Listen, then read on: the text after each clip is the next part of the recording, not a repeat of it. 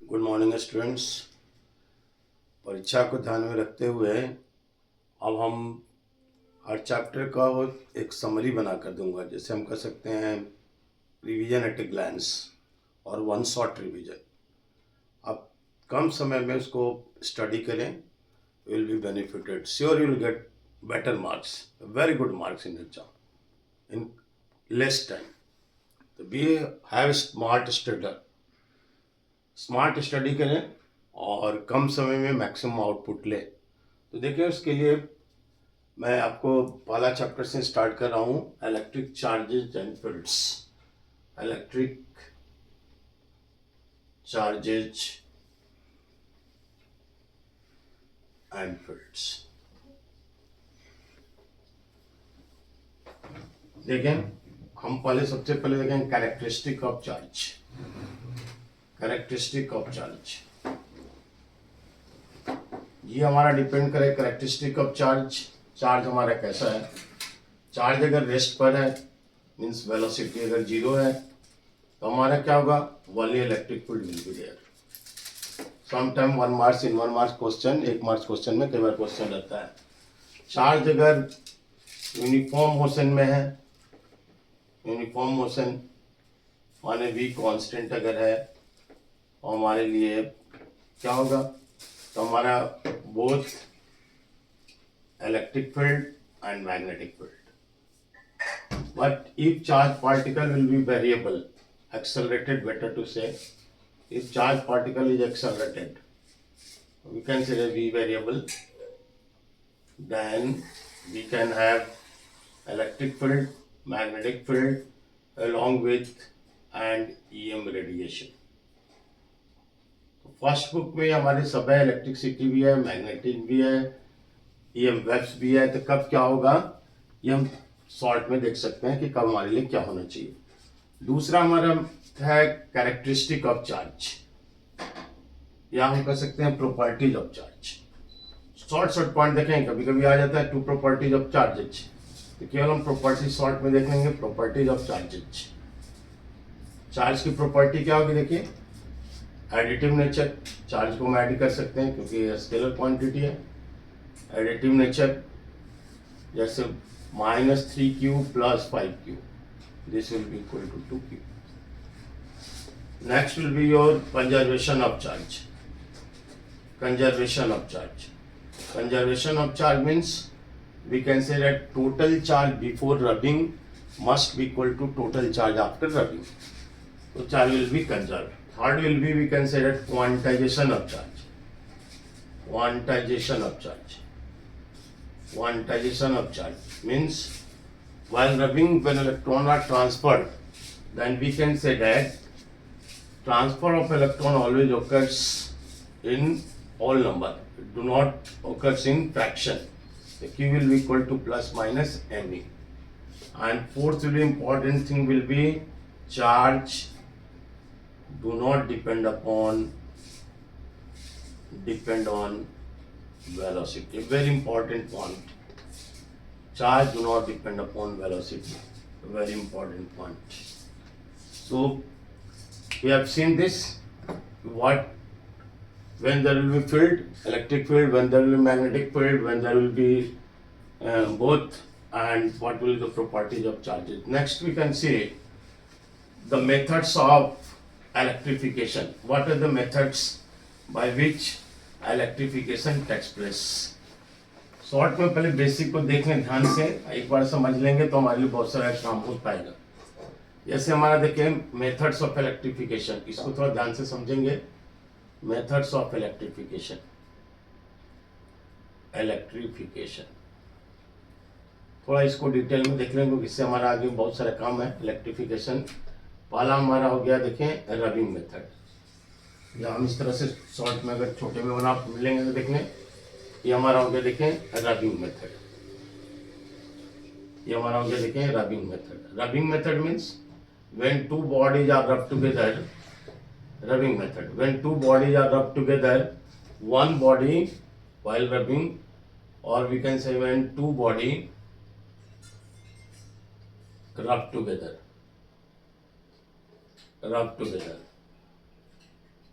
one body lose electron. One body lose electron means becomes positive, and other body gain electron. Gain electron, that is becomes negative charge. Electron is negatively means electron deficient, positive, electron excess, that will be negative charge. Next method is your conduction method. Conduction method, a very important method, conduction method. Conduction method means when two bodies are in contact, then charge begins to flow from body having higher charge to body having lower charge till both acquires common potential. When two bodies are in contact, charge begins to flow from body having higher charge to lower charge till both acquires common potential.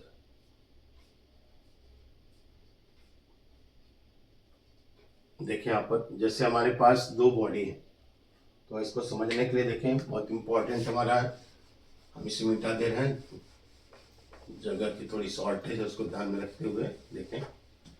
हम इसको समझने के लिए देखें, अगर हमारे पास दो bodies है, एक बॉडी है एक बॉडी है, ये हमारा बॉडी अनचार्ज्ड है और यहाँ का क्यू कितना हो जाएगा, Q1 कितना हो जाएगा 0, ये चार्ज्ड है, यहाँ चार्ज होगा मान लो क्यू। अगर हम दोनों को कांटेक्ट में लाएं, Q2 की वैल्यू हो गई Q, बोथ इन कांटेक्ट, ये हमारा कैसे हो गया, बॉडी यहाँ पर कांटेक्ट में आ गया। अब इसका चार्ज क्या होगा, Q1 डैश कितना होगा, Q2 डैश कितना होगा, Q1 डैश की वैल्यू कितनी हो जाएगी, Q1 plus Q2 by 2, 0 plus Q by 2, so this will be equal to Q by 2, and Q2 dash will also be equal to Q1 plus Q2 by 2, ये हो जाएगा 0 plus Q by 2, that will equal to Q by 2. You see one more example that will make the situation more clear. एक और example देखें ताकि इस method को और अच्छे से हम समझ पाएंगे।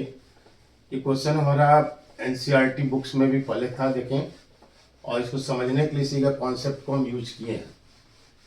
देखिए हमारा क्वेश्चन है कि यहाँ पर हमारे लिए दो बॉडी है, दो स्फेरिकल बॉडीज हैं, ए और B, both have equal charges Q and C is identical to A and B. This is uncharged. First we make C to have contact with B. पहले C को A के साथ contact मिला है और फिर C को B के साथ कांटेक्ट मिलेगा और फिर दोनों को हटा दिया। शुरू में हमारा C बॉडी नहीं था, तो A और B के बीच में हमारा फोर्स था F। तो F कितना रहा होगा अगर कांटेक्ट में नहीं, तो F equal to formula Coulomb's law से क्या होगा, KQ1 Q2 बाई, और दोनों चार्ज से में, तो KQQ by R square, KQ square by R square. हमारे कांटेक्ट में आएंगे तो क्या होगा, when C is in contact with A, C को अगर A के कांटेक्ट में लाते हैं तो कितना चार्ज हो जाएगा, QA is equal to QC, दोनों पर चार्ज की शेयरिंग होगी और इक्वल हो जाएगा, तो QA plus QC by 2, QA पर चार्ज है Q प्लस 0 बाई 2, यहाँ पर अब चार्ज हो गया Q बाई 2। अब यहाँ पर इनिशियल चार्ज Q था, फाइनल चार्ज कितना होगा, Q बाई 2, एक Q1 डैश हो गया। Q2 dash when again C is in contact with B, तो QB is equal to QC is equal to QB plus QC by 2, QB is equal to Q and QC पहले अनचार्ज था तो Q 0 था, अनचार्ज means QC will be equal to 0 था पहले, हमारा QC कितना हो गया है, Q/2, तब Q plus Q/2 divided by 2, this will be equal to 3Q/4। अब यहाँ पर चार्जेज हो गया Q2 डैश, QV डैश या QA डैश हो गया इतना, और एक QV डैश कितना हो जाएगा, this will be equal to 3Q/4। अब देखिए फाइनल फोर्स हमारा कितना होगा, F dash is equal to K QA dash QV dash by R²। R को तो चेंज कर नहीं रहे हैं, तो K into Q/2 plus 3Q/4 into R², ये हो जाएगा 3/8 KQ² F डैश। ये हमारा क्या होगा, F है, this will be equal to 3/8 F। ये हमारे बहुत इंपॉर्टेंट है और कंडक्शन को समझने के लिए बेस्ट एग्जांपल है, हम देख सकते हैं। एक और हमारा मेथड है, देखें हमने 2 मेथड तो आपको बताया था इलेक्ट्रिफिकेशन का, और हमारे तीसरा मेथड देख लें जो हमारा है इंडक्शन मेथड, जिसको हम यूज करते हैं बेसिकली कैपेसिटर के केस में। कैपेसिटर का प्रिंसिपल भी हमारे लिए इंडक्शन मेथड। तो इंडक्शन मेथड हमारे तीसरा जो पॉइंट्स था, जैसे एक रबिंग हो गया, दूसरा कंडक्शन हो गया, और थर्ड जो पॉइंट्स हमारे जो मेथड ऑफ इलेक्ट्रिफिकेशन में, जैसे हमने समझा दिया आपको, रबिंग समझा दिया, कंडक्शन समझा दिया। अब हमारे लिए हो गया, ये हो गया इंडक्शन। इंडक्शन में हमारे लिए क्या होगा कि अनचार्ज बॉडी है, ये अनचार्ज बॉडी है, अब इसको हमको चार्ज करना है, तो क्या करेंगे, एक चार्ज बॉडी को इसके पास लाएंगे। तो हम इंडक्शन में process charging uncharged body by bringing a charged body near it. Opposite charge, unlike charge or opposite charge will be induced. अब हमारे देखिए इसको समझने क्या है, ये हमारा अनचार्ज बॉडी, अब हमको इसको चार्ज करना है।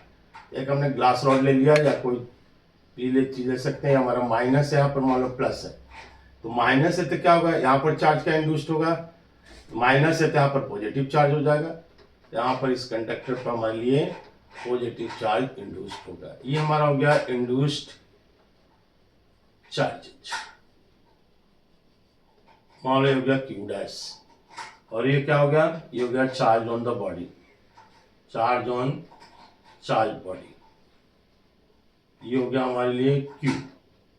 तो Q डैश की वैल्यू कितनी होगी, then we can say Q dash will be equal to Q1 minus 1 by K minus Q, Q dash will equal to minus Q1 minus 1 by K।